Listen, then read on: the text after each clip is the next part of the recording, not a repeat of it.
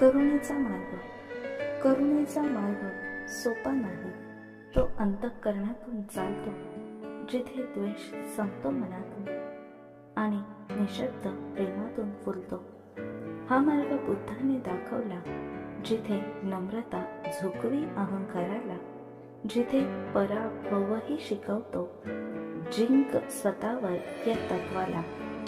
करुणा म्हणजे अश्रूंतील प्रकाश, दुःखातही शांततेचा सुवास.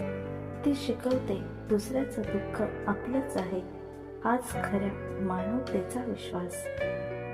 जिथे करुणा जागते मनात, तिथे हिंसा करतात साऱ्या, आणि तोच मार्ग बनतो पुढे निब्बाणाच्या दारीचा वाटचाल करणारा.